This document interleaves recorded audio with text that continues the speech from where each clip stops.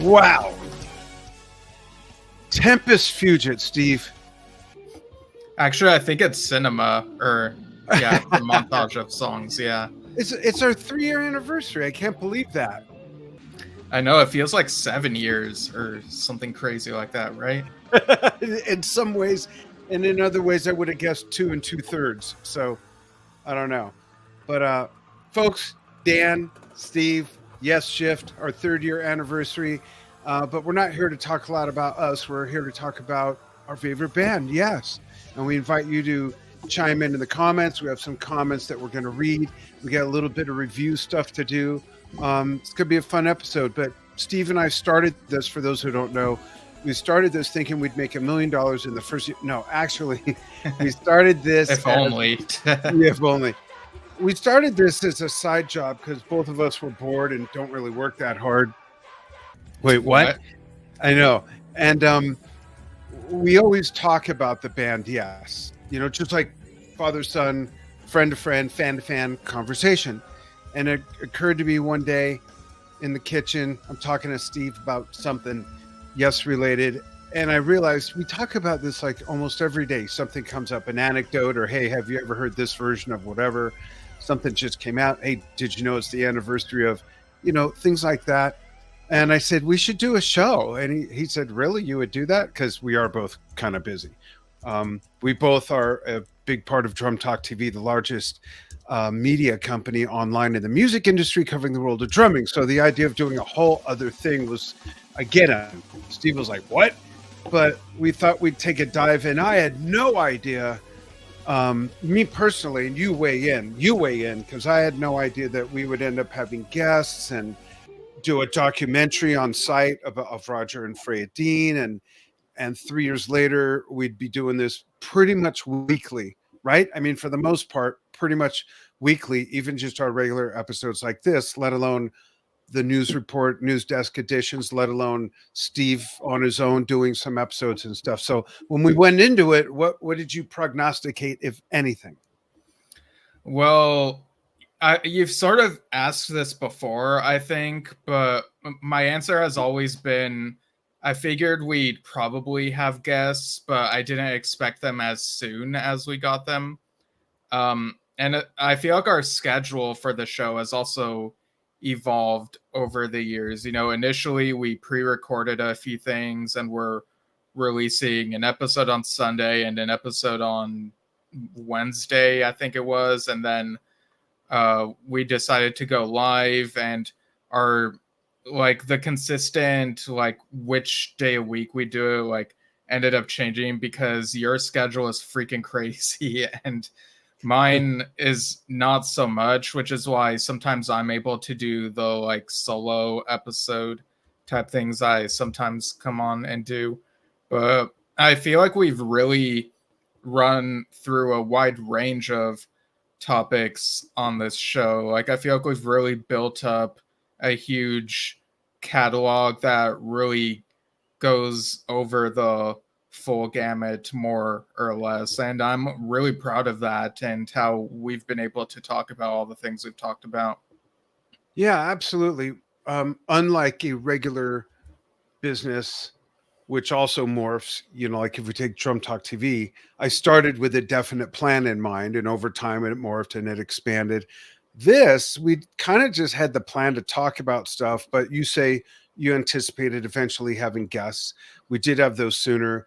And I think our schedule adapted and morphed not only because of the busyness of everything else we're involved in, Drum Talk TV, you as an author, you've been guests and have co-hosted podcasts in the Star Trek world and Star Wars and all of that stuff. But I think of the last year, mostly the Yesshift schedule has adapted more so to birthday dates, anniversary dates, and events that just come up in the Yes universe, past events, current events, people releasing stuff.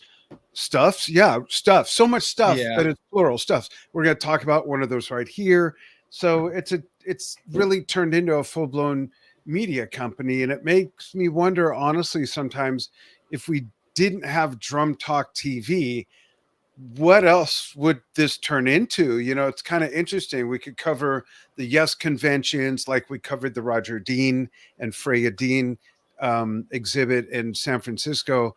But for now, we're not going to go down that road. And we have some fun topics to talk about, folks, and we would love for you to weigh in.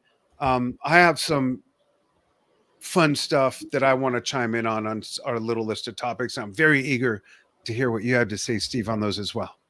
Yeah, so a brief overview of the topics. We have an icebreaker question we'll get to in a bit, but we'll also be acknowledging July birthdays, pretty much all in one here.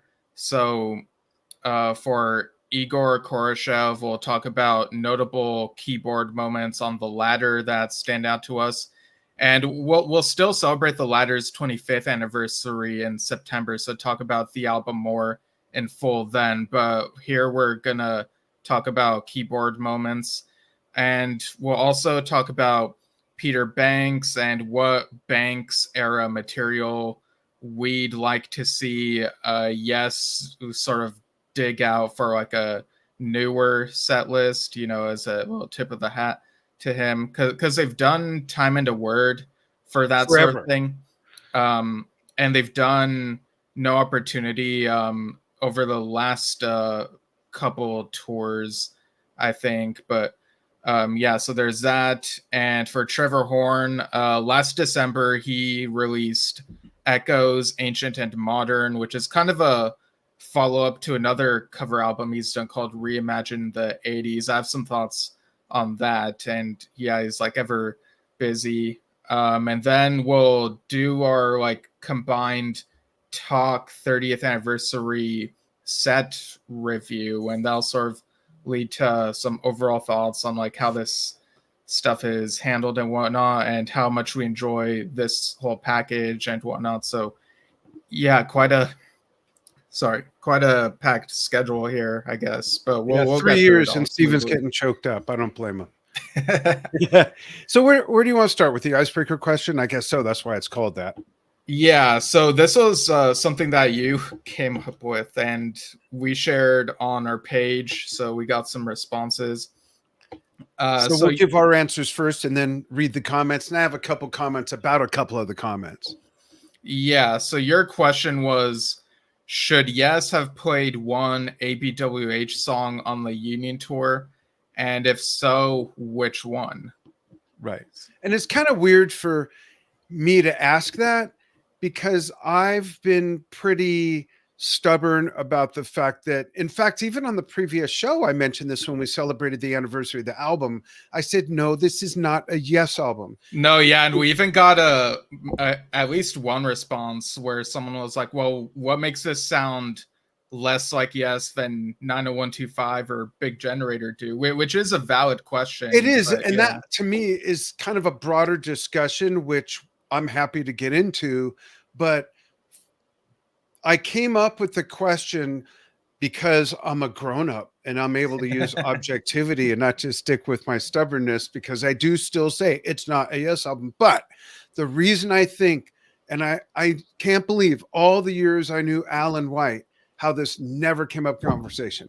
How when we talked to Bill Bruford about ABWH, how this never came up in conversation, et cetera, et cetera. So there's still some guys left that we're going to talk to, and we're going to ask this question: did it ever come up in discussion? And the reason I brought it up, Steve and everybody, is because of the timing of that album and the greatness of it. There's some wonderful music on it.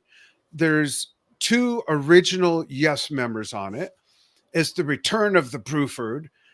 And the timing of it was that there were 2 yeses, as people say, at the time.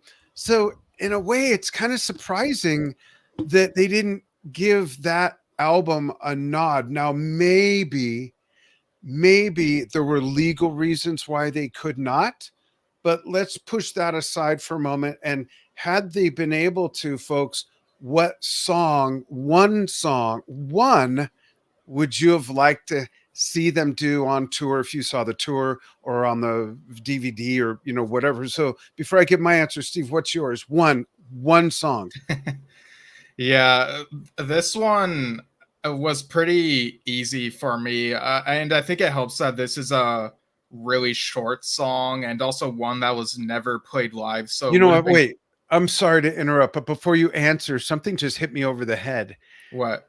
as a caveat to this whole conversation. It's kind of funny that later on the 35th anniversary tour, they pulled the meeting out. No, yeah, we talked about that Yeah, but recently. I just Yeah. wanted to kind of fold that into this because it's part of that story and conversation. No, yeah, like they were able to play something from ABWH. Yeah, and it fit into Then the kick off the acoustic set and all that. But as you were saying, yeah, so I would go with Fist of Fire.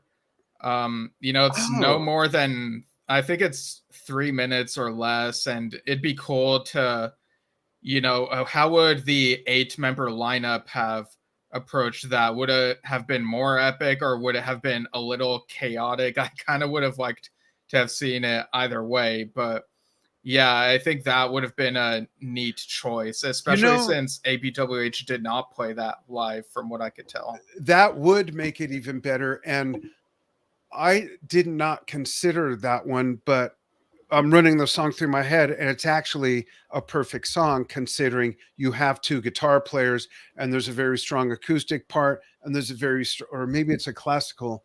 Yeah, it is a classical guitar, and then the electric. It really could have been perfect. Who would have played what? I don't know, but that's a really good choice. And with the percussion, I could see them maybe have doing something like they did with Awaken, where Bill focused more on the world percussion sounds on the Big Simmons setup, while Alan played that backbone beat.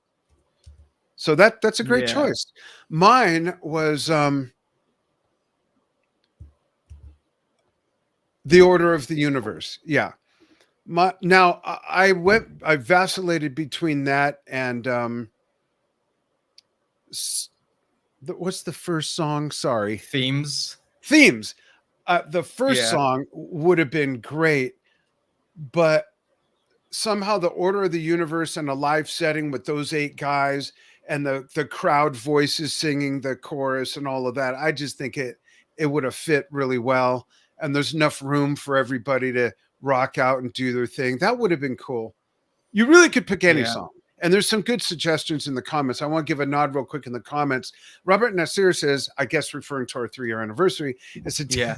testament to Shinder Incorporated, Yesshift plus Drum Talk TV, the Yes Music podcast, the irreplaceable powerhouse that is Yes, and their awesome fan base that there is room for 2 very good Yes-oriented podcasts.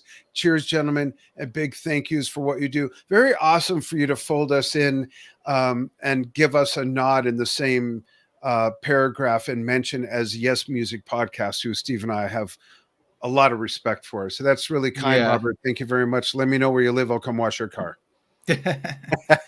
And Drac All Dare Drummer says, hello, hello. Thank you. Both watching on Facebook. We're simulcasting on Facebook and YouTube on the respective Drum Talk TV and Yesshift channels. Yeah. Thanks for tuning in, everyone. Yeah. And answer the question, folks, if you're familiar with that album and want to entertain the hypothetical, what ABWH song would have fit in on the Union tour? And we bring that up because of the time it gets. Steve, I'll let you go through the comments. And I remember there's at least a couple I want to comment on. In fact, one of the comments I commented on saying I'm going to comment on it on the show. And here we are. Right. Yeah. So first up, we have Miguel Bass, Miguel Falcao, whom we had on the show to talk about Play for Chris 10, and then he let us do our little intro to that. So if people haven't seen that, go check that out. After this, Steve will put the link in while I'm rambling on about something later. Yeah, it's a great collection of people paying tribute to Chris and the music of Yes, it's so good. But yeah, Miguel says the first 3 songs are the most interesting ones if Chris played them. If they should have played them or not, any of them, I don't know, but would be interesting from a 33-year distance.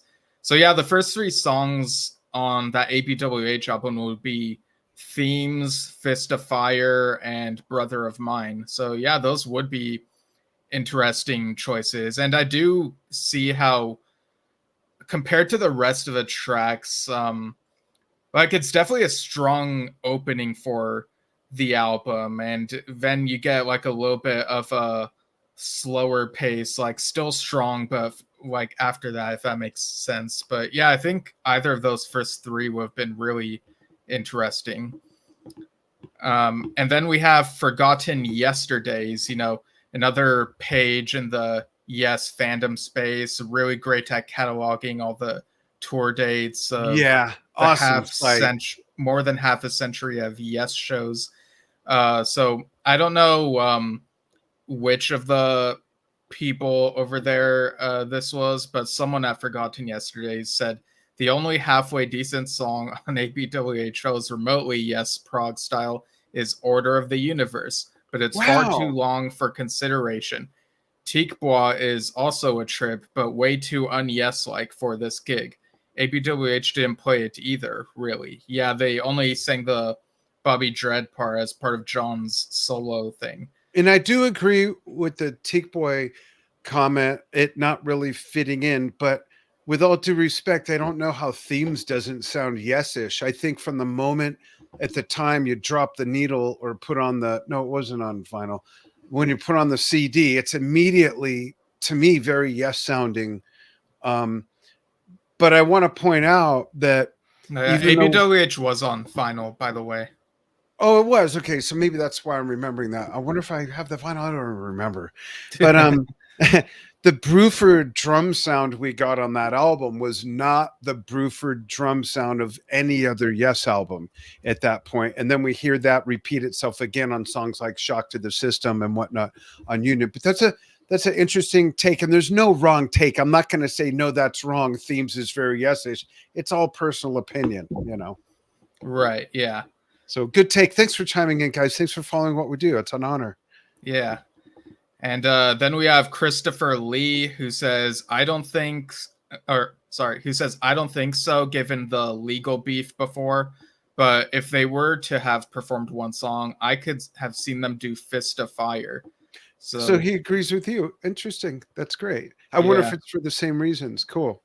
Good one. And I wonder if the legal is why it didn't come up. We've got to ask somebody sometime next time. It's interesting to think about because during the Union tour, the Union album was on Arista, which is the same label that ABWH was on.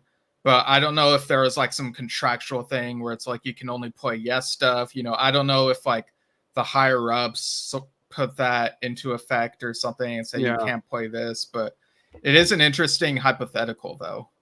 Yeah. And the reason why, by the way, why someone might say you can only do this or you can only do that is it really boils down to publishing and royalties and then that's a good point. So maybe that has something to do with it. Yeah, maybe. So then we have Douglas Reed, who says Tikbois would have put a dancing mood to the crowd, great acoustic guitar and keyboards. That's interesting take on how it, I remember reading that now. Thanks, Douglas, on how it could have fit in. And Yes is known as a very dance-oriented band, so I get that. Yeah. And I think that played right by you. No, yeah, I always dance to Yes music. Like, have you not listened to the battle section of Gates of Delirium, folks? Right, yeah, that's totally danceable. Then we have Michael J. Clark, who says Order of the Universe would have fit the lineup well. Interesting. So we got another one in the camp of Order of the Universe there. Yeah. Next we have Dylan Field Turner, who says Brother of Mine. Duh. And when I read that, I thought that was funny, but it is kind of a duh. That is because it was the single, I guess. Yeah, and it would have been easy to do. I think that Order of the Universe is probably the second easiest to do as far as with 8 guys and reimagining something without reimagining it, if you know what I mean. Those would have been 2 almost mail-in, like, yeah, you guys have heard this one, right? Let's just run through it a few times. So I get that. That is kind of a no-brainer, but not the one I would have wanted to see. Right. And Bill Downing said, too obvious. Bill Downing says Birthright would be cool with Alan added on percussion. Oh, Trevor could probably find some cool things to add too. My favorite from ABWH. Yeah, it has like really cool. I could see Trevor on like electric guitar, doing something there to, yeah. embellish and whatnot. Yeah. Quick comment. Robert says, "Hey, if you can't dance in 7/4 time and compound meter, man, you can't dance at all."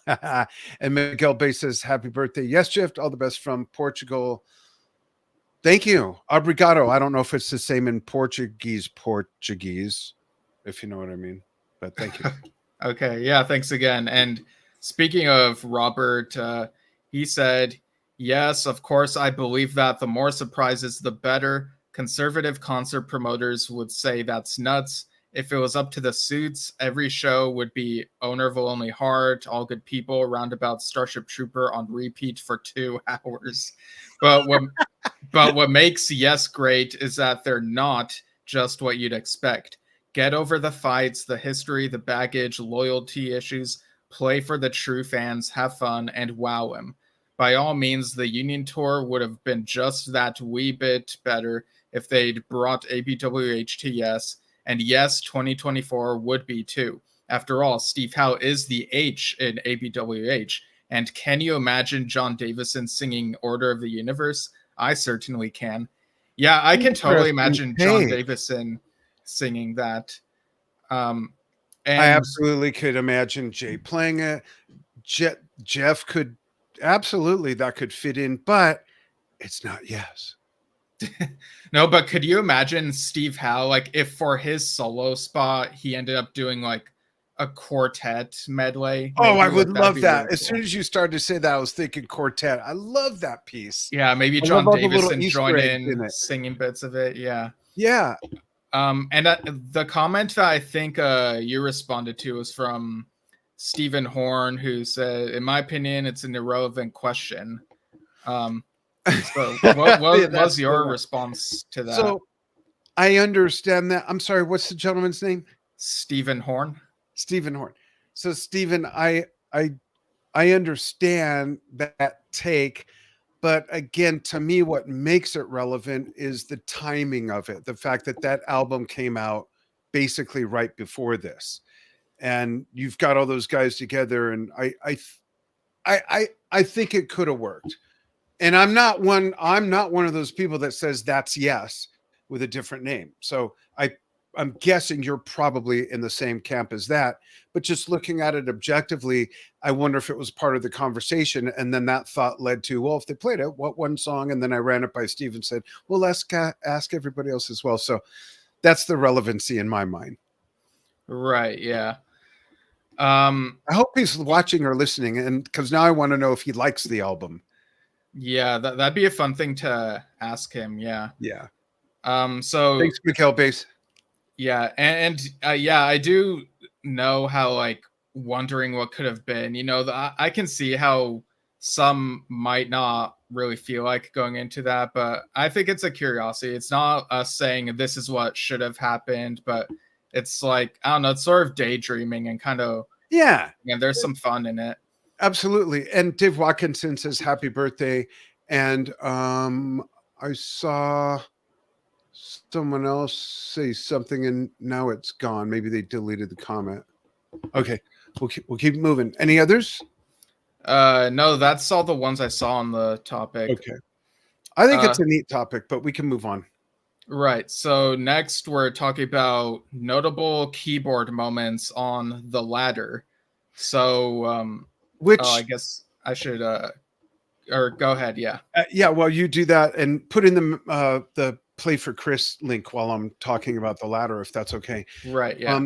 The ladder, I think, is a very underappreciated, under talked about album. It's one of my favorite Roger Dean Yes covers. It's one of the best produced albums, I think, by Yes. And I really love the music on that album. It's fun to listen to. It's fun to play to as a drummer. And it was interesting to me the leap. I'm one that does like the Open Your Eyes album a lot. And even having said that, there's a huge leap from Open Your Eyes to the latter as far as the compositions and really everything. Billy's production contributions to Open Your Eyes are brilliant. I've told him that over and over, from going back way to when the album came out. But the latter, Igor's playing really shows through.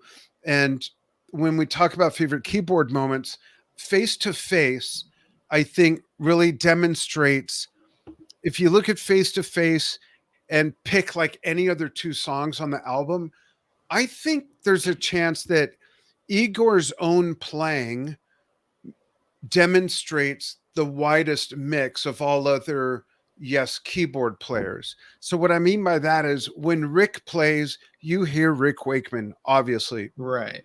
When Jeff plays, you hear Jeff Downs, and maybe there's a bit of Tony Kaye in there because he's very organ rich and piano rich. Those are Tony's roots. You know, there's these little crossovers, but Igor has his own sound, but also sounds like, whoa, okay, that's probably a Rick influence. Oh, listen to that. That's Patrick right there. And I think that's really neat. I think that's interesting. And I think that's also a big part of what gave the latter its sound, which was kind of a, when I say new Yes sound, I don't mean like, whoa, we've never heard them sound like that. That's not what I mean.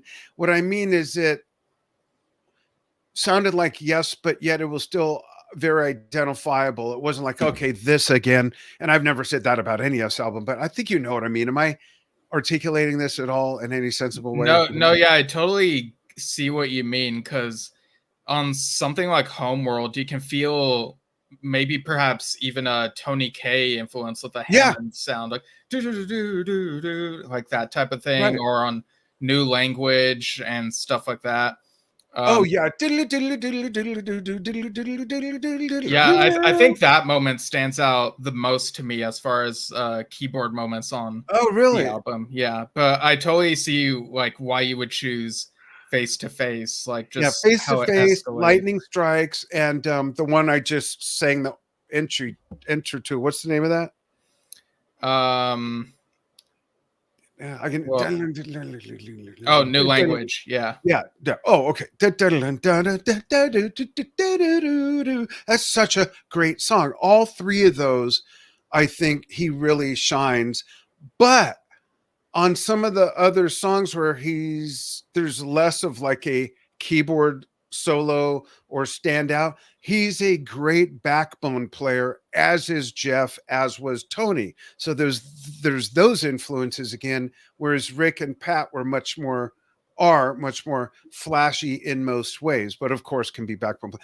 I just think Igor was a brilliant, well-rounded keyboard player and musician, and not the only, but yeah, he was the only Yes member to sing while playing keyboards on his first, let's call it, tour with them. Whereas Jeff at first did the vocoder Man in a White Car, but he didn't sing a lot of background, but he did with Asia. So I just think that's just another neat element. Yeah, because I think cowbell.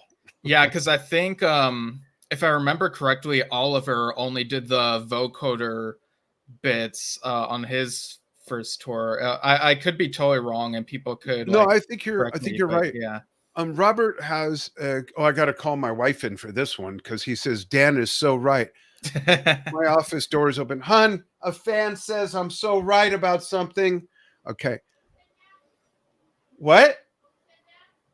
One of the fans watching the show. I think she said they obviously have some issues. Robert says, Dan is so right. To me, the latter is top 10 in all caps, and depending on my mood, top 5 in the Yes catalog. Can you imagine Homeworld, the latter, or New Languages without Igor Khoroshev's keyboards? Good point. He is such an MVP on that album, and the two Yes live shows I saw with him, his chops really made the show. Absolutely. I saw them at the House of Blues in Hollywood, and it was a great show. And he did all the other songs, all the whip through Awaken really, really great homage to all those players. He didn't try to make it his own or sound like them, you know. Um, so Yeah, I and think it's cool. yeah, and I think the song "If Only You Knew" also comes to mind. I know it's more ballady, but I think the keys on that like really add to the gentleness of the song.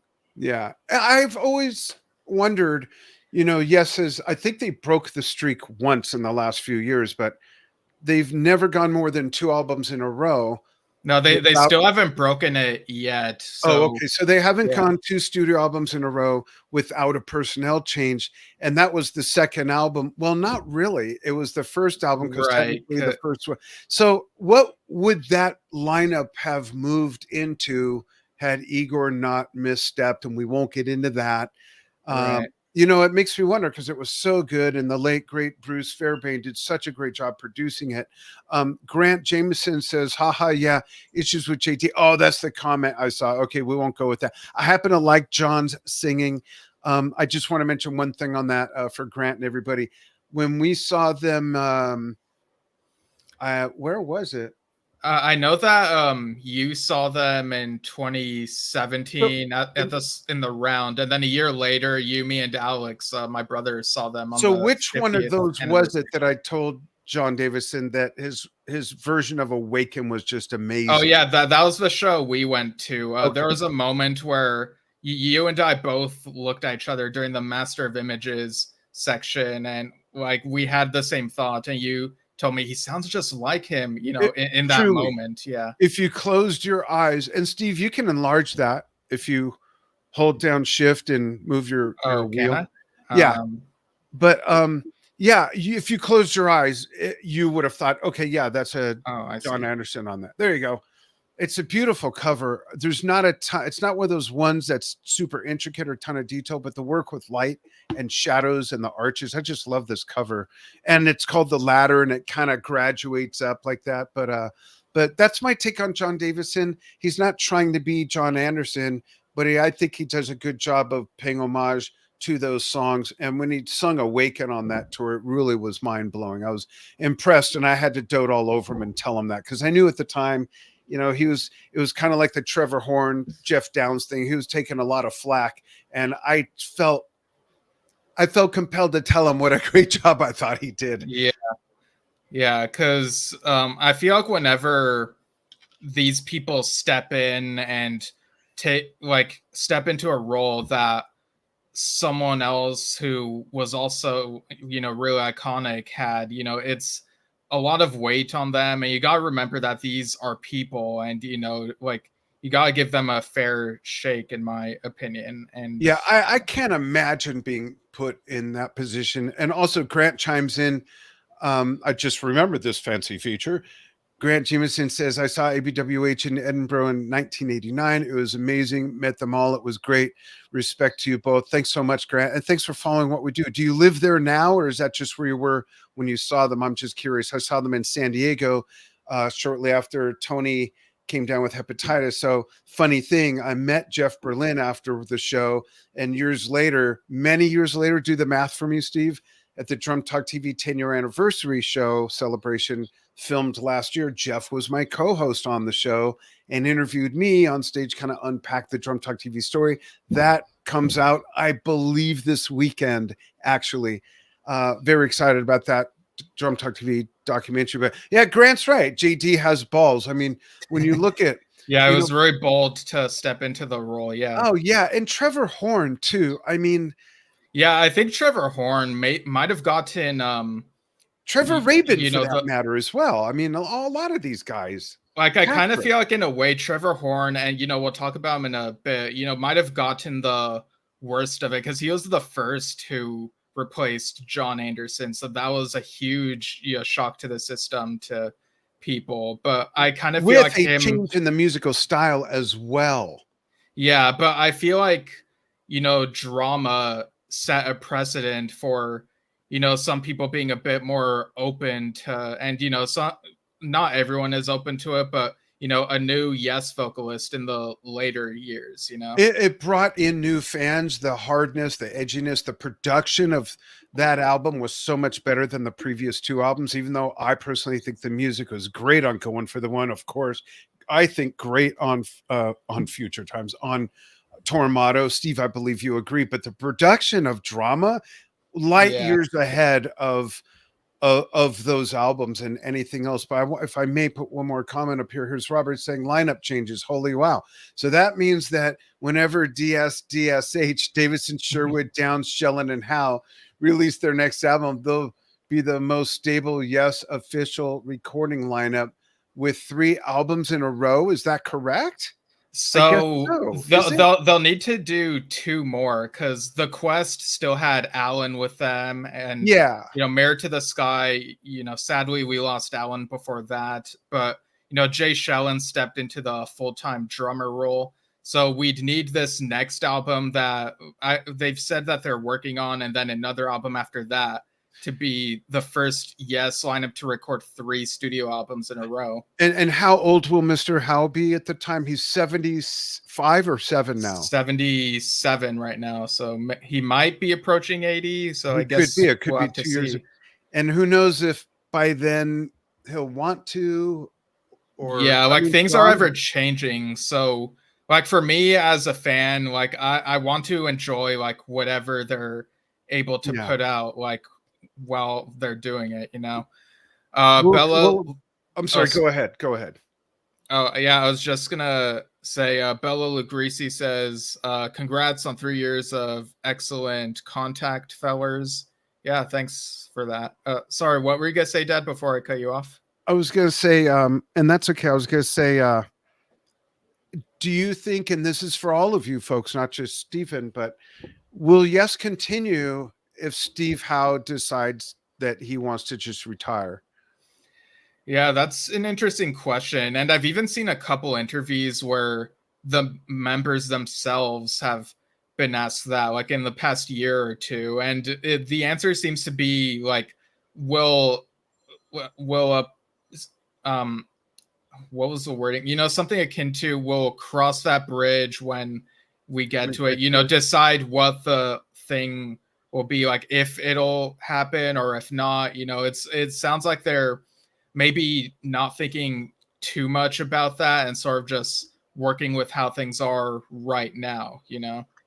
Yeah, I know they don't want to give an answer even if they know it, but as a fan, and I'm throwing it out there to everybody, and we can get into this more deeply on another episode, but I'd like to know who people, if the answer was yes, help us pick a guitarist, who would it be?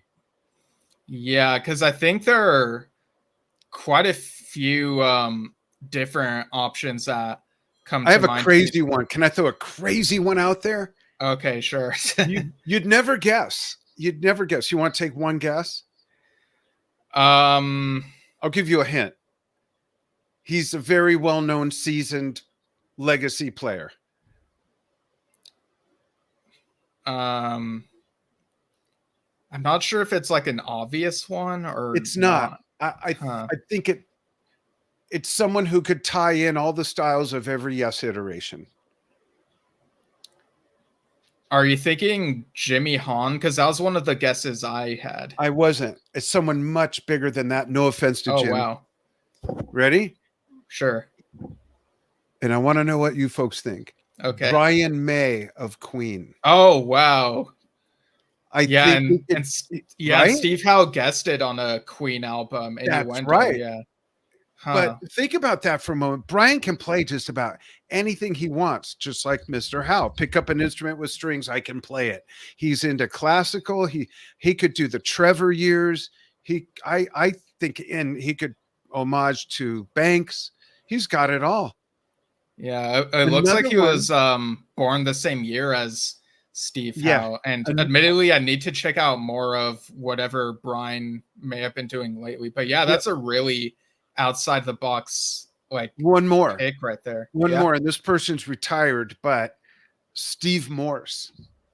Oh yeah, that's a good one. Now he came out of retirement to do the recent Dixie Dregs tour, but he was with Deep Purple for years and years, did a great job. And with Dix, I think Steve could do it too and would fit in. It's not just a matter of could they do it, but would it fit? And I think so. So Jimmy Hahn, I think, is kind of an obvious one, but still a good guess and recommendation.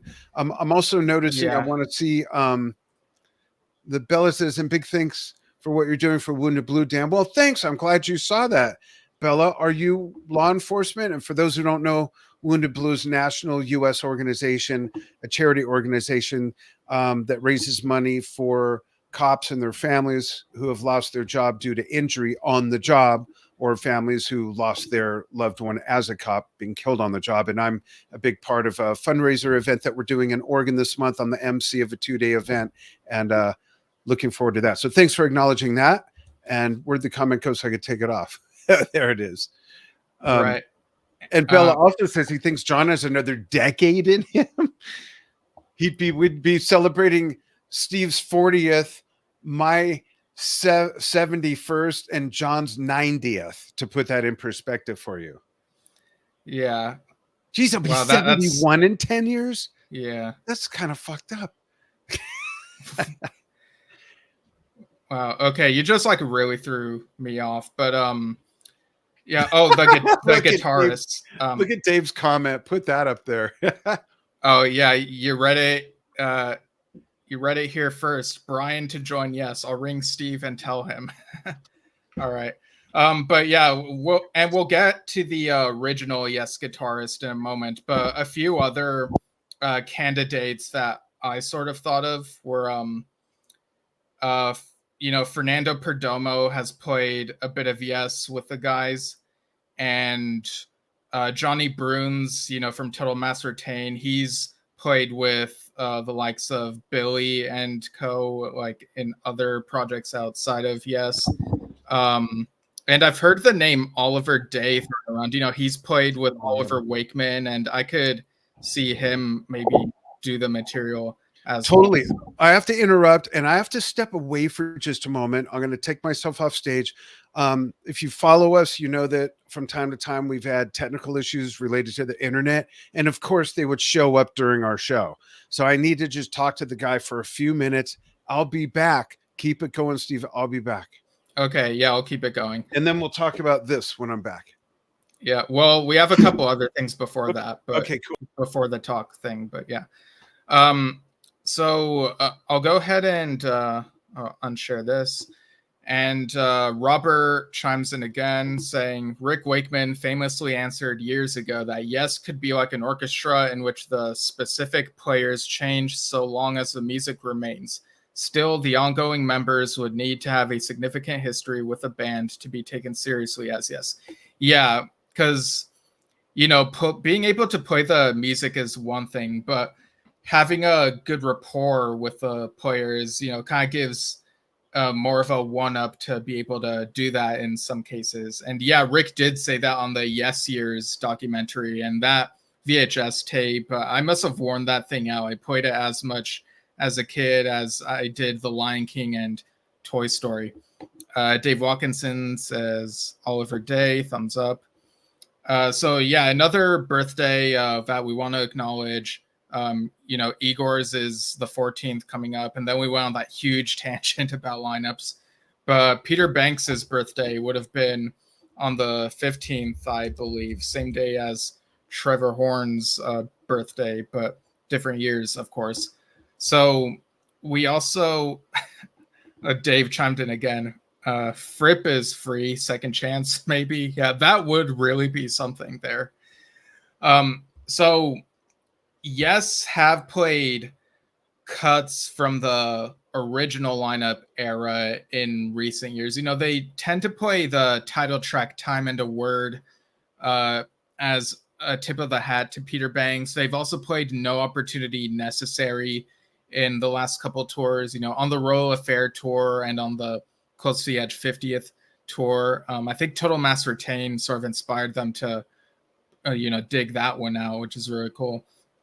But in your guys' opinion, what other material from the first two Yes albums would you like them to do as a sort of tip of the hat to, Peter Banks. And, you know, one of our followers, Tim Price, did make the point that from a writing perspective, a lot of these are very Anderson. You know, when I scrolled, I didn't really see Banks writing credits, so I don't know if maybe they were doing stuff differently at the time. I don't know like what the credits, you know, how those conversations went. But when you listen to some of those songs, you definitely hear Peter's style, and so you could definitely you know, honor him by playing stuff that's very much in the style of what's on those first two albums.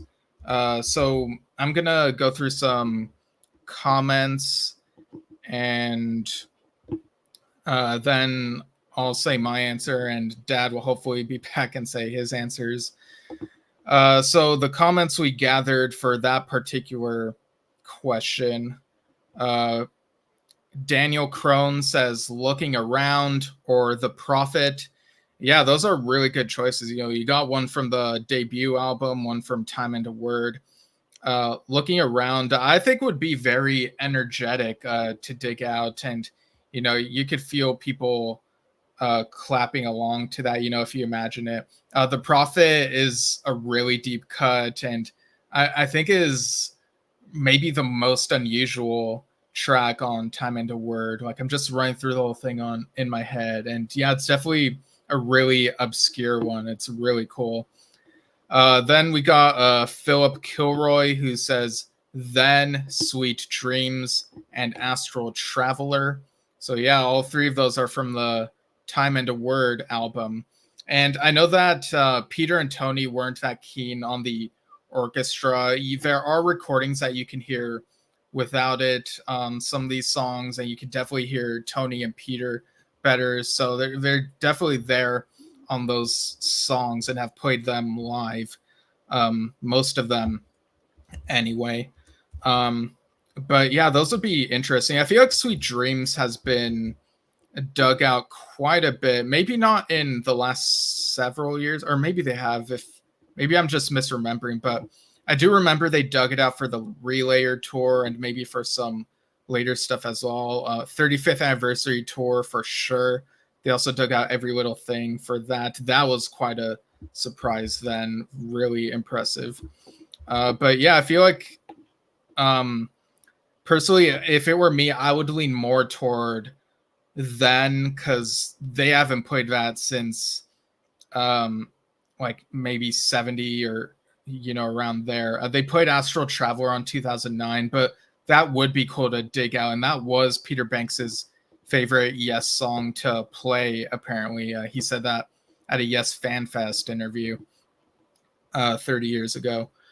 Ian Barber says Astral Traveler, so maybe he has that in mind as well. Pierre-Paul Pelledieu also says Astral Traveler. And I do remember Peter appeared on the 1995 Tales from Yesterday tribute album playing Astral Traveler. So that shows you he had a lot of affection for that song. Bella Lagrisi says Beyond and Before really showcases Peter. Yeah, and that is the opening track on the first album. So that would be really wild to, you know, bring out again. Imagine if they opened the show with that. Like the long time, well, I feel weird saying long time since, you know, I'm almost 30 and there are people who are higher up there, but fans really familiar with the discography would, you know, lose their minds if Beyond and Before were the first thing to show up. And yeah, I just screen sharing the original lineup photo. I meant to do that a bit earlier, but yeah, there they are in black and white. You know, Peter Banks, Tony Kaye, Chris Squire, Bill Bruford, John Anderson. There's just something different about that original lineup, you know. But going back to the comments, Tim Price also says Astral Traveler. Brian Breen says Looking Around and Then. Good choices. And Andre Boachat says Survival. And funny story, Survival was the first Banks era Yes tune that I listened in full. Because, as a little kid watching the Yes Years documentary, there were snippets of that Beat Club performance with No Opportunity Necessary. And I like that footage was re-released way later on the Lost Broadcast, and they included Looking Around and Survival. Those were... Wait, start over. What did I miss? I'm just finishing reading people's picks for what Peter Banks era Yes tunes they would like for current Yes to play. And I was just saying that Survival is the first Yes tune of that era that I listened to in full, because on the Yes Years documentary, they only had snippets of, No Opportunity Necessary. And then in 2002, 2003-ish, I got the compilation album Highlights, The Very Best of Yes, and that had Survival, opened with that, and then Time into Words. So that was sort of my gateway into the Banks era. And then I later I'll give you my picks after you run through the rest of the comments. Yeah, well, that was the last one, but okay. Yeah. So mine is kind of a probably obvious one. I didn't see them perform No Opportunity Necessary, No Experience. I never saw them perform that. So I'd like to see that. But I agree. Right. I'd love to see Survival in total. That would be cool. Yeah. Because they played it really well. No Opportunity recently. Beyond and Before, says Bella. That's a great one too. Yeah, and they played Survival on the 2017 tour, but not beyond that. And that was 7 years ago now. So I feel like they're, overdue for, bringing that back into the set. I feel like it's been a long enough time and they should bring that back.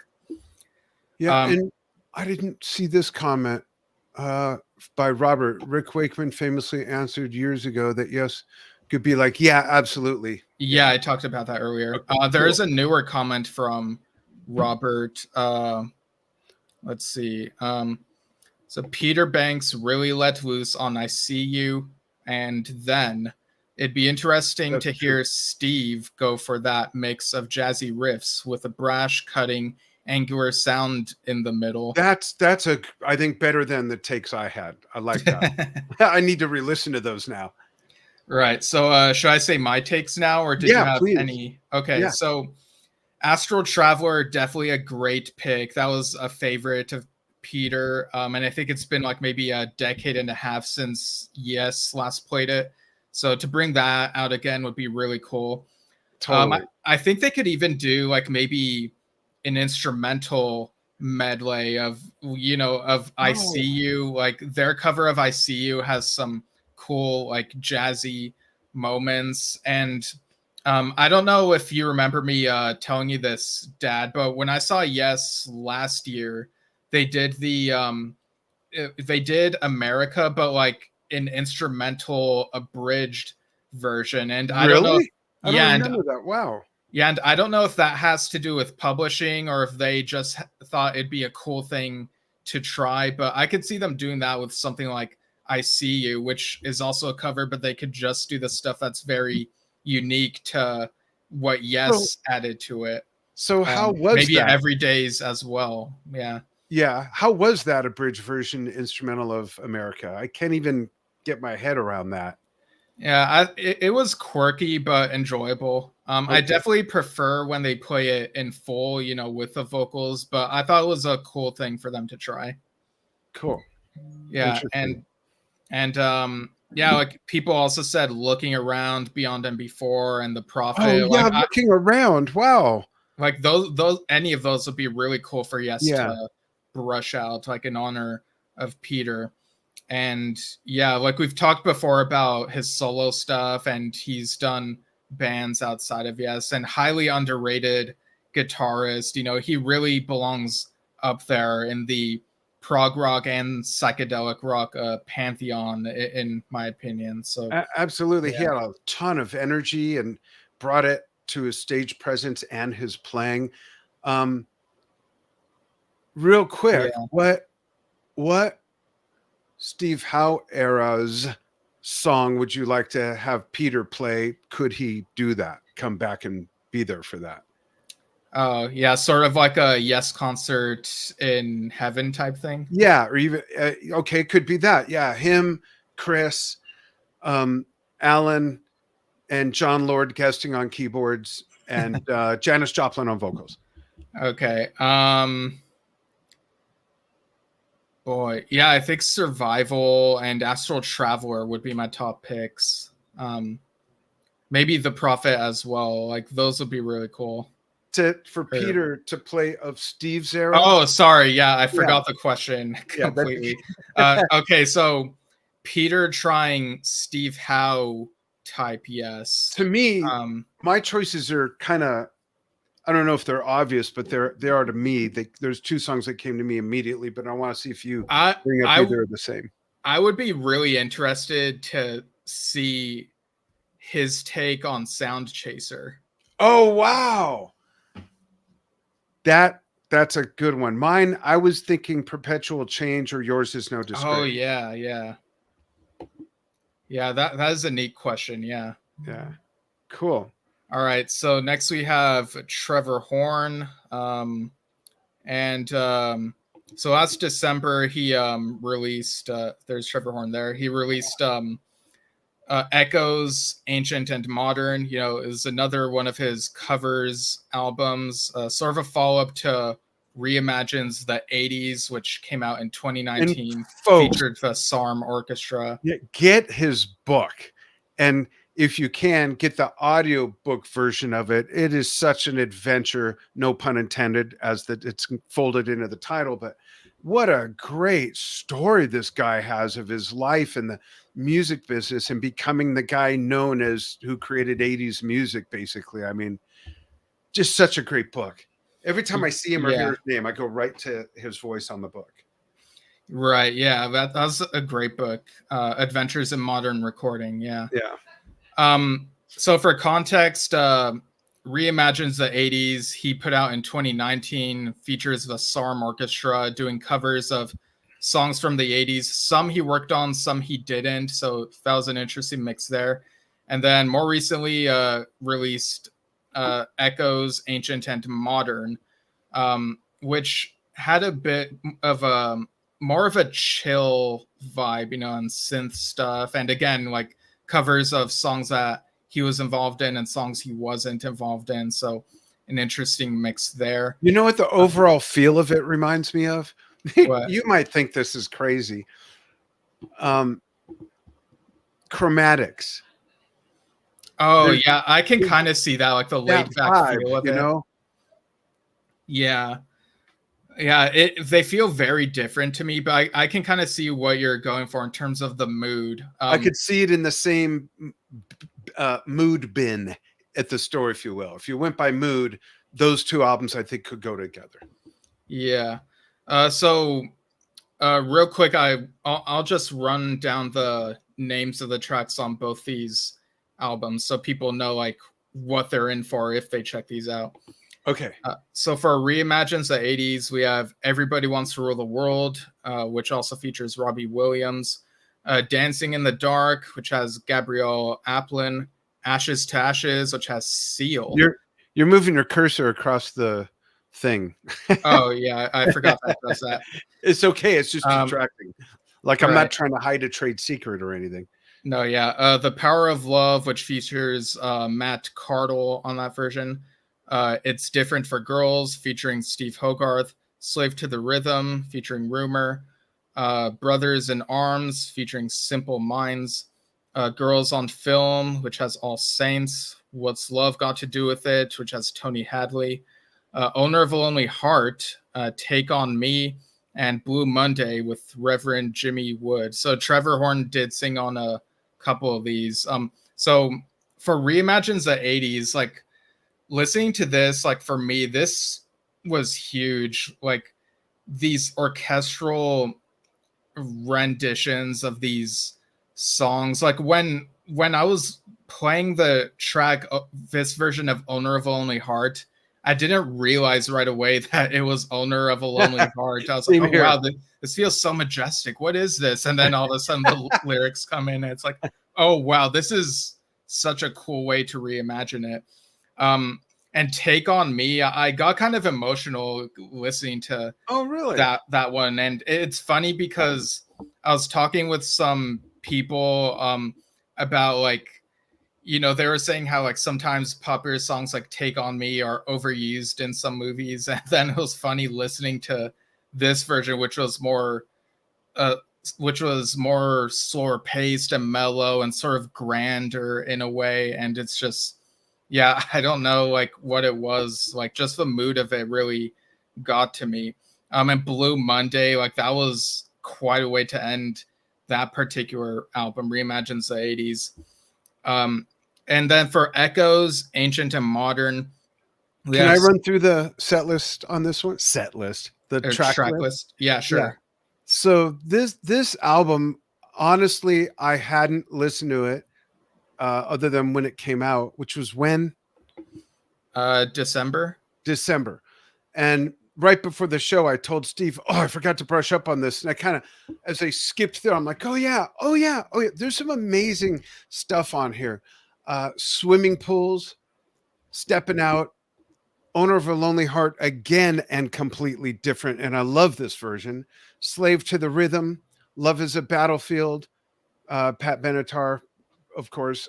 Personal Jesus, or is that Personnel Jesus? No, it's Personal Jesus. Drive, relax, relax, by Frankie, of course. White Wedding, which is brilliant. Smells Like Teen Spirit, which is amazing. And then you get Avalon. Highly recommend. Highly Yeah. recommend. Whether you love or hate the original versions, when all this music came out, it was not my jam. One of my favorite bands now from that era is the B-52s. When we go on a road trip now, that's the first CD I put on, is the best of the B-52s. My musical horizons have shifted and changed, and I still love what I've always loved, but all this stuff when it came out, I had zero interest. Now I just love all this stuff. And these versions, I love all these versions. What do you think, Steve? Yeah, they're really cool. And like when you look into Trevor Horn's you know, the stuff he's worked on and the stuff he loves listening to, there's a lot of variety there. Yeah. Rick Astley, I mainly know because of the meme, you know, the Rickroll thing. So it was kind of refreshing listening to him do Owner of a Lonely Heart and be able to take it seriously. Yeah. And you have other people on this album like Tori Amos, Seal, Lady Oh, she's so Blackbird. good on it too. Yeah, Mark Almond did a great Love is a Battlefield. I'm like gradually been discovering Mark Almond on some songs here and there as I've been going through some music. You had Iggy Pop on Personal Jesus, Steve Hogarth again, Toya Wilcox and Robert Fripp were on Relax, and then yeah, Jack Lukeman on White Wedding and Smells Like Teen Spirit. This version of Smells Like Teen Spirit is a bit slower than the original, but it's really refreshing the way that's reimagined. Yeah, it's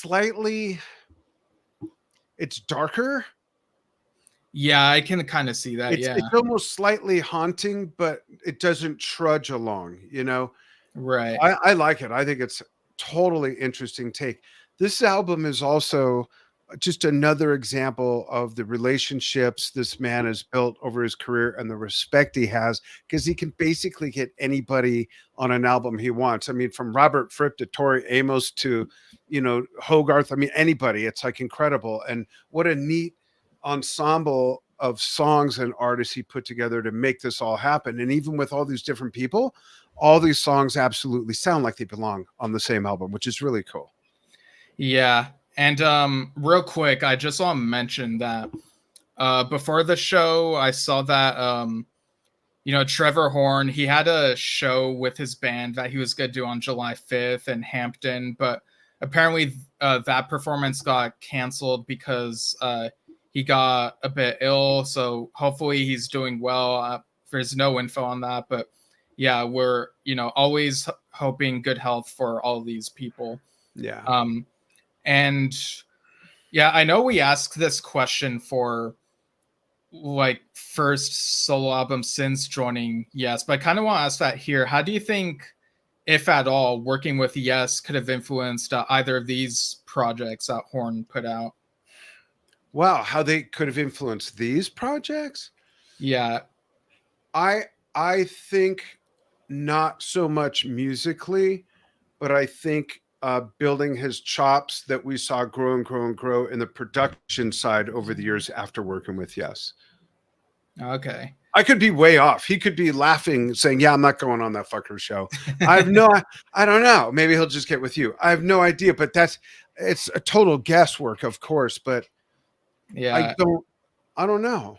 Yeah, I guess the obvious thing would be, being so taken with Owner of Only Heart and really running with that any which way he can. And they almost didn't do it. And it's in the book. It's great him telling that story. He's basically like yelling at them, "It's going to be a hit. You have to do this song." Yeah, there are different sides to that. But yeah, like the fact that that song was a hit, like what a historical thing. Yeah. Just real quick, I want to mention Grant says the new Rabin album is Bollocks. I disagree. I like it a lot. Oh, well, he says the Bollocks, so I don't know if that means like the shit. Oh, the shit, maybe. Yeah, good. What do you think, Grant? Help us with the lingo. Sometimes extracultural language gets mixed up in translations. Does that mean you love it or you hate it? Is it shit or is it the shit? I think Steve's right and you mean it's the shit. I happen to like it a lot. Yeah, I love Rio. You loved it. Okay, good. You can stay. Yeah. You can stay. And something, when we reviewed, I'll stop sharing this for a moment. Okay. When we'll get to talk in a moment, but when we reviewed now, what are you talking about?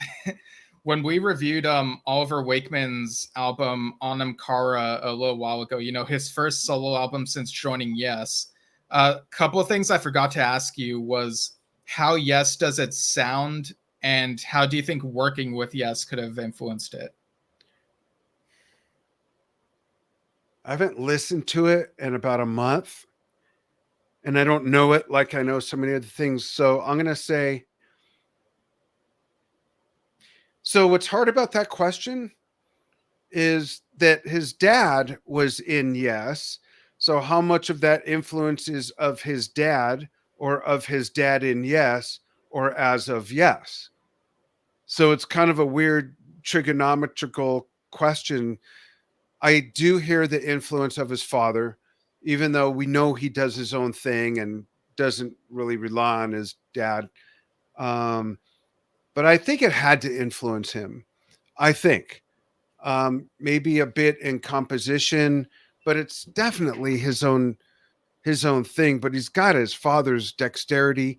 He's got his father's love and awesome placement of different textures. So I would give that to Yes as well as a whole. We know he was close to Steve, worked with Steve Howe a lot. Steve invited him over to hear some songs one time or vice versa. So I have to say it had to influence him. Yeah.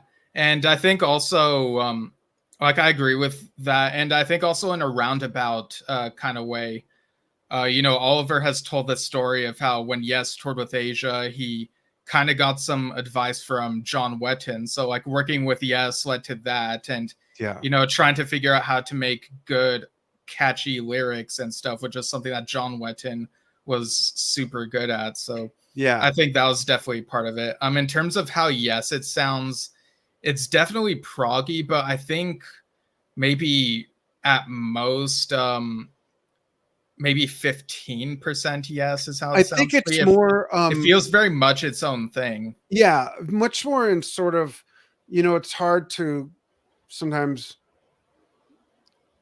categorize a mood or a feeling, but the cover fits that album perfectly, and that album's music sounds more in the fantasy realm, if you know what I mean. Yeah, and it's really good at feeling like a full band album. Yeah, and not exactly. Right.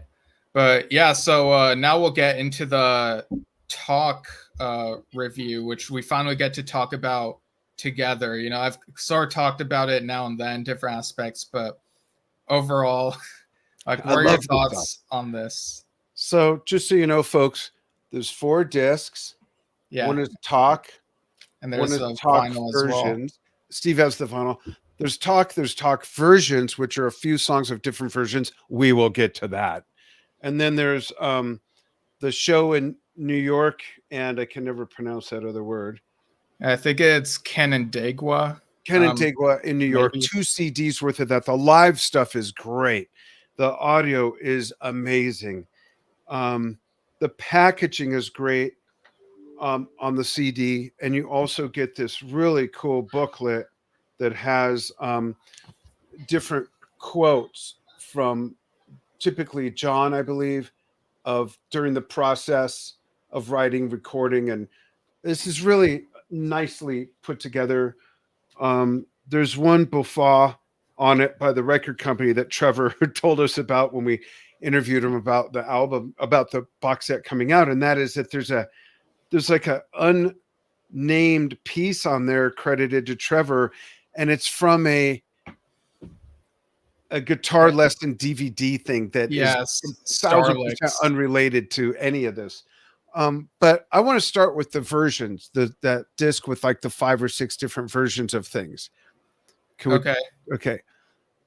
Endless Dream. What the fuck is that? It's like, why is that the demo? Or yeah, it's like it blows me away because we've heard run-throughs of The Revealing Science of God. We've heard run-throughs of Awaken. Yeah, Gates of it, where we kind of go like, I can hear some of it in there, or I can hear a lot of it in there. But how did they feel like they're getting there? Yeah, definitely. Yeah, and it's almost like sometimes, how did they even get from that to what we know?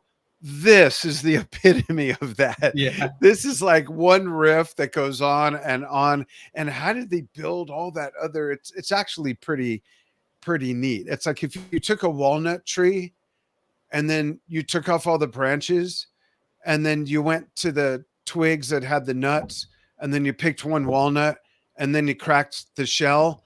What's left inside is that part of Endless Dream. Yeah, like it definitely felt like the early stages of figuring out what the song is. It kind of feels like John is vocalizing, kind of looking for words sort of randomly, which is even the melody and the phrasing. Which is funny to say because people read Yes lyrics sung by him and think that they sound really random, but there really is like a cohesiveness to how the words sound together in the finished product, you know? Yeah. It's funny. Grant says, I'll put it here. Grant says the crazy things is that albums like Relayer not only made me nostalgic of the 70s, but it made me nostalgic of 300 years previously. It was so profound. That's interesting. Do you mean in a musical way, symphonically, classically, or do you mean in like a storytelling way, like the whole Middle Earth aspect? I'm curious. Yeah, because the cover definitely makes one think of like history and stuff like that. Yeah. But yeah, the demo, I remember listening to it it was on YouTube at some point years and years ago. And I was like, oh, I guess I can see why they never put it on something. But listening to it again this time around, I was like, it sounds a little better than I remembered. I kind of wonder if they cleaned it up a bit. I'm sorry. I had to put this up there. Mental guitar solos referring back to Trevor's album Rio. That's hilarious. I had to give him credit for that one.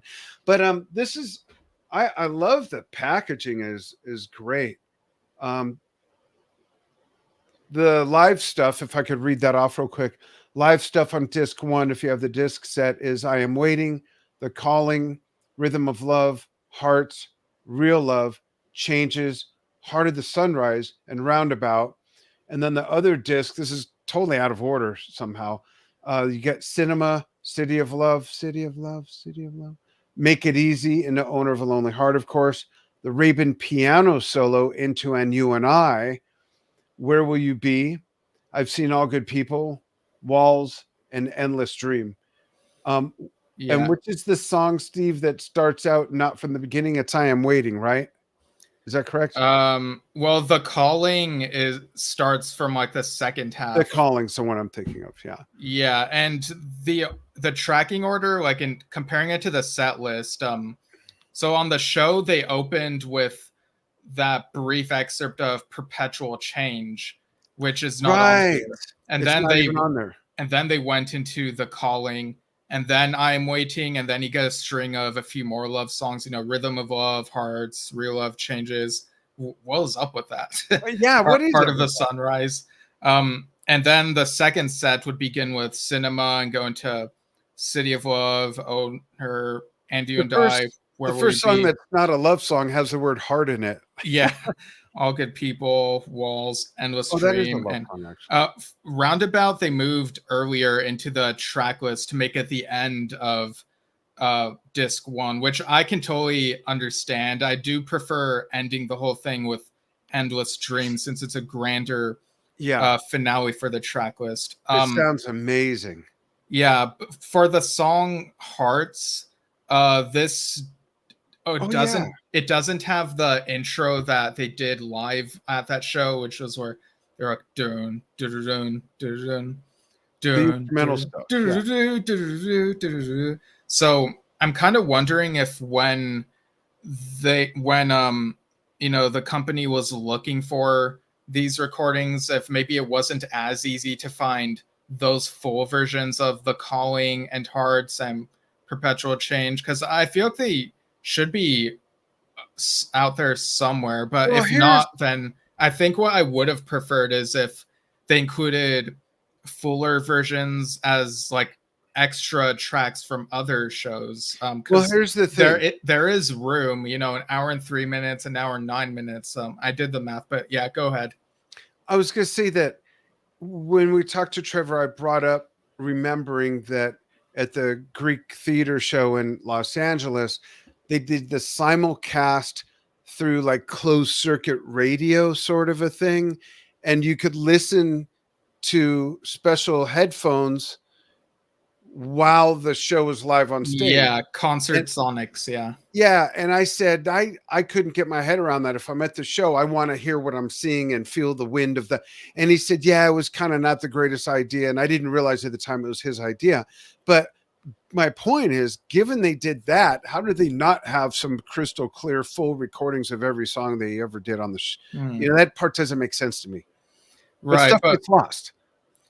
Right. Yeah, so those were a couple critiques I had, but overall this really captures the vibe of the show, and this is the exact show that we listened to, on car drives when I was very little. So it was cool to have this on an official release. And I skipped over some of the other versions stuff. I'd like. I was gonna circle back to that. So go ahead. Yeah. So you heard my take on Endless Dream. There's some other stuff, like there's the single. Edit. Yeah, there are multiple versions of The Calling. Yeah. Yeah, and I was like, the single edit isn't that different from the original. I kind of didn't understand there's a radio edit, there's a single edit, and then there's the full song, and they're not different enough for me to go like, oh, okay, that makes sense. To me, it doesn't. The full song, I think, just does the job the way it is, even for radio. Yeah, there is the special version, which added like an extra 30 seconds or whatever in the middle where it gets quieter and there's like some noodling around with the instruments. And I can see why they cut that out. I can kind of see the vision of maybe what they wanted to go for with that. I just think it maybe needed more layers, the same way the quieter sections of Endless Dream and Awaken have. Yeah. But I totally understand why they cut that down to keep the momentum going for the song as we typically know it. Got it. What about Where Will You Be? To me, it sounds the same. Am I missing something? Yeah, that's just an instrumental version. Oh, yeah, duh, because I was singing to it in place of that. Okay. Yeah, so we got instrumental version of that and Walls and an Endless Dream excerpt.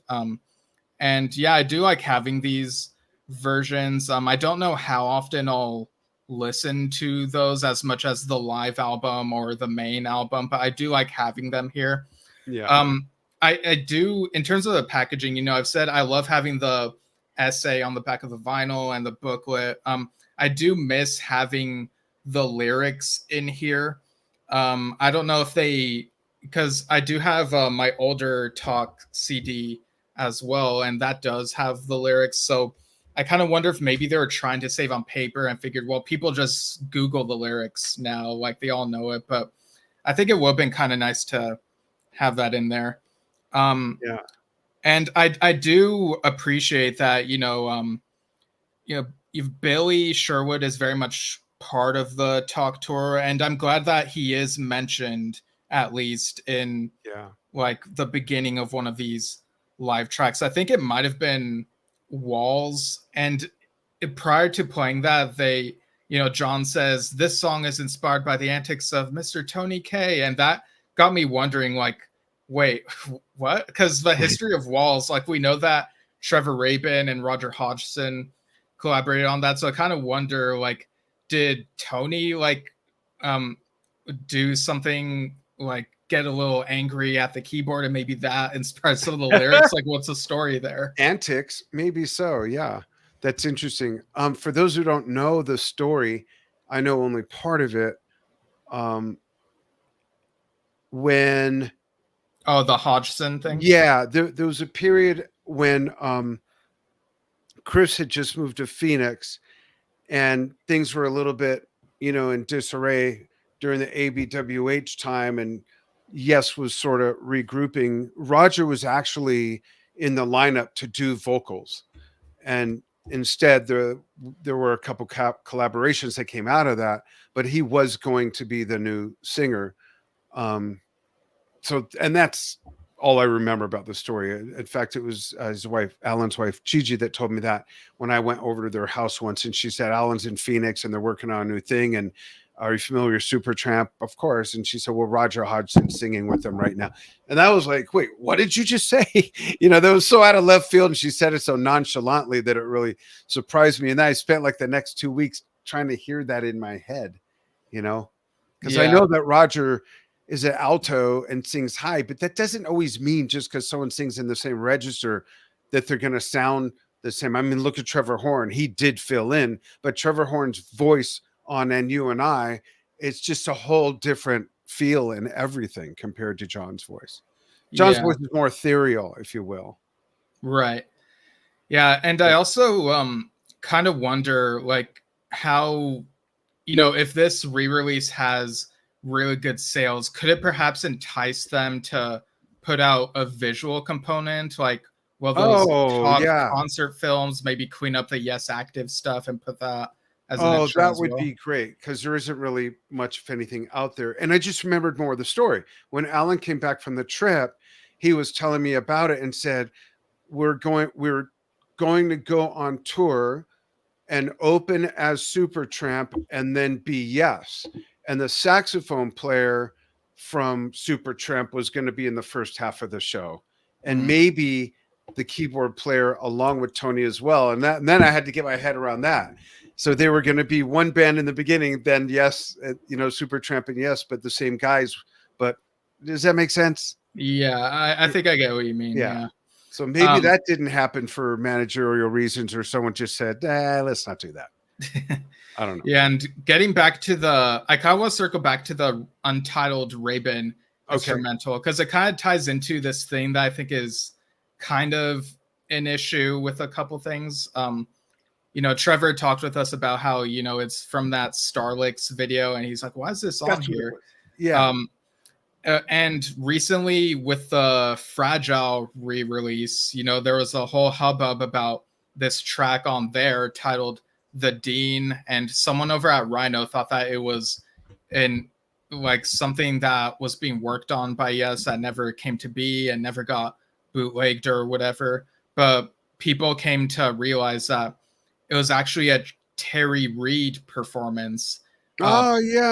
Possibly with Alan White on drums and Eddie Offord working the controls and stuff. So, and it was, from what I read, like an early version of a Terry Reid song called, Sabila. And there's a bit more details on that over on Henry Potts' side, Bonde Gazoo. But it looks like they've pulled that track from streaming. So I kind of wonder if how they're rectifying the situation and whatnot. But I think this kind of makes me think, this is kind of an issue where it feels like the people working on, the Fragile re-release and, even the Yes album re-release apparently had a photo from the relayer era, from what I heard, which it feels like the higher ups who work on these types of things really need to work more with the band members who are still around and run things by them and be like, hey, where's this from? You know, if they have no idea, like, or what some this is other from. archivist or someone like one of us podcast people. They've like there's a collector. I mean, there's plenty of people that know what the fuck is going on. Yeah, you know, like they have resources. Yeah, like Yes fans should not be running everything, but could definitely be consultants who could be like, oh, I think this is from that, or you know, like how many guys do we know that have written Yes books? I point back to my shelf. You know, you've got the Tormato story, you've got Yes of the '80s, Yes of the like refer to someone and get it right. It's dumb to have a picture with Bill Bruford, Patrick Moraz, John Davidson. It's like, what lineup is this? Yeah, and actually Stephen Lamb has his 90125 book coming out soon. We'll have to look into that.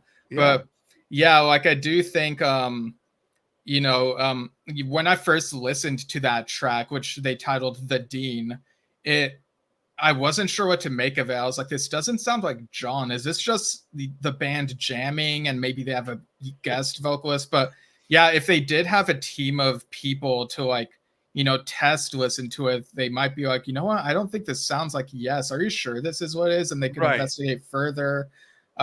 It sounds similar to like the Ice Age mix up in a way, but just that was sort of a different circumstance. You know, Jeff really thought that the tape he had was one of his own and, you know, his memory and stuff. But I do hope that with future re-releases of any of these, that they take a little bit more time and really consult with people, you know, the band members and maybe some fans, so that they have all their, you know, all their boxes checked and everything in order, so there's no confusion like this.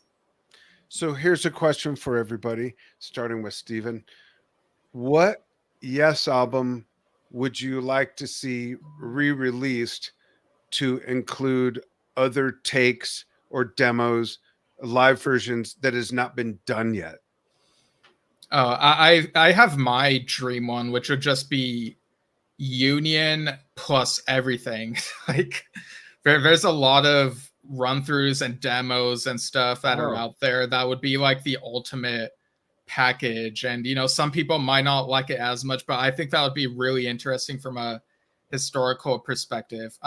I get the sense that, you know, with Warner owning the Atlantic catalog, it feels like they might be going through what's considered the classic period albums. So going from the Yes album to Fragile, they'll probably go to Close to the Edge next. That's kind of the feeling that I predict.